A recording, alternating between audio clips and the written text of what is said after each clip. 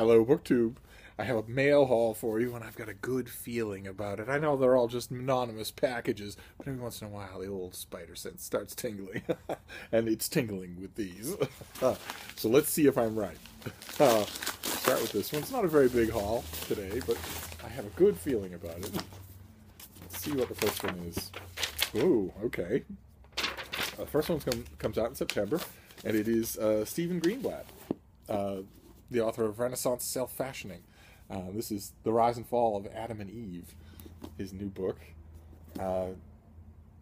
Let's see here. Bolder than ever, bolder even than the ambitious subject Stephen Greenblatt is already known for, The Rise of Adam and Eve explores the enduring story of mankind's first parents. Tracking the tale into the deep past of Western culture, Greenblatt focuses on the tremendous theological, artistic, and cultural investment over the centuries, beginning with the Hebrews' exile in Babylon and culminating in the Renaissance, in making these fictional creations so profoundly resonant and finally so very real. Okay, so it's a whole book about Adam and Eve. Okay, great. All right. All right, let's see what this next one is. Scriptural exegesis. Not bad for a start. Okay. All right. We continue with biblical exegesis. This is the beginnings of politics. And the subtitle is Power in the Biblical Book of Samuel. Which is a great favorite of Steve's. Oh my. This book shows how the beautifully crafted narratives of Saul and David cut to the core of politics, exploring themes that resonate wherever political power is at stake. Oh my. Oh my. It's a whole book of biblical exegesis on the book of Samuel. Okay, Steve is happy. And Steve, so far, his spider senses are vindicated. So let's move on to the next one here. See if we can keep going. This next one is from Europa Press, so the odds are good. Oh my. Oh, it's an elaborate historical novel. Let's see what we have here.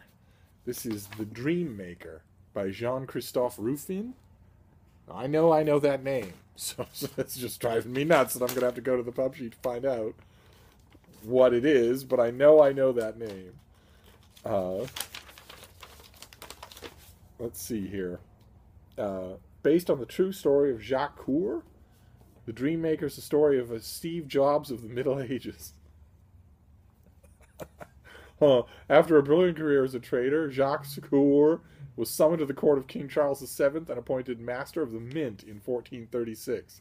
He rose to become the King of France's visionary first banker, who, with his tours of the Far East and his opposition to the Crusades, brought France out of the darkness toward the Renaissance and modernity. Okay, all right, great. And this is okay. All right, he's the author of The Red Collar. And The Abyssinian. Okay, so I do know this guy. I just haven't read this book, that's all. I think we saw this on this channel before, The Dream Maker. Although not, it has a blurb here from the Cedar Rapids Gazette. I honestly did not know that the Cedar Rapids Gazette was still in business.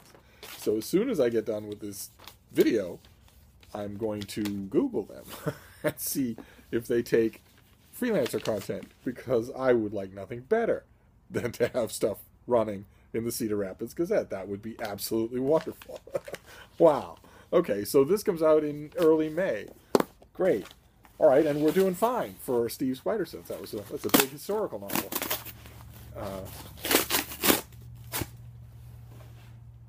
Let's see here. I have some uneasy babies, but that's all right. That's all right. What is this next one? Okay, this is from the University of Nebraska Press, and it has a title that at first looks like a mistake, The Cruft of Fiction. But I guarantee you it won't be. Mega Novels and the Science of Paying Attention. What is the strange appeal of big books? The mega novel, a genre of erudite tomes with encyclopedic scope, has attracted wildly varied responses, from fanatical devotion to trenchant criticism. looking at intimidating mega novel masterpieces from The Making of the Americans to 2666. David Letzler explores reader responses to all the seemingly random, irrelevant, and pointless and derailing elements that comprise these mega novels, elements that he labels cruft, after the computer science term for junk code. Did not know that. The cruft of fiction. That's pretty good.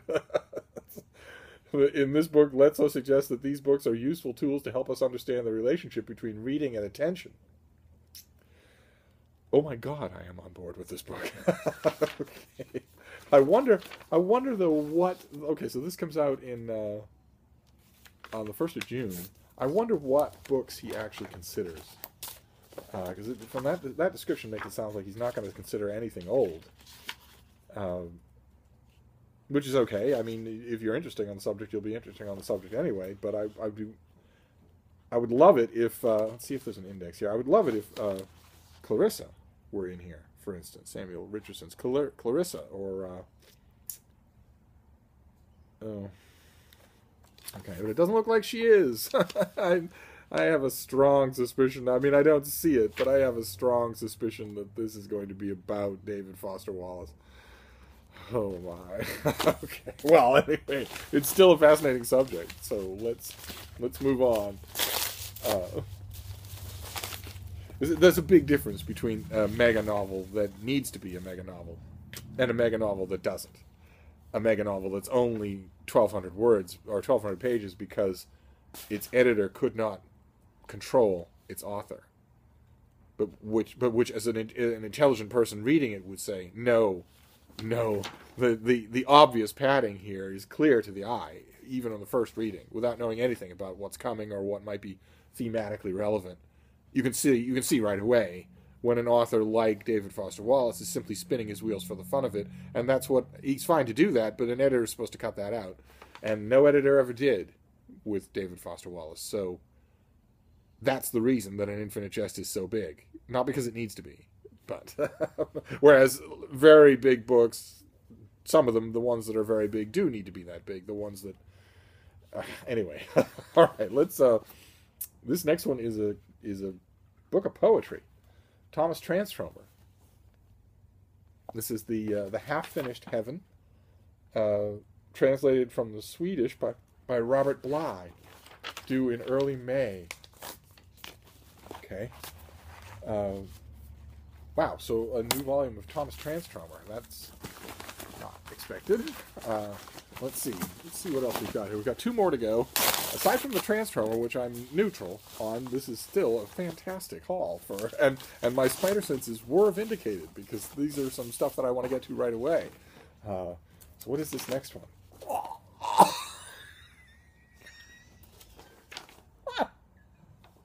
Oh my! Oh, all right. This is all right. This is out already. This came out in late February. Oh my God.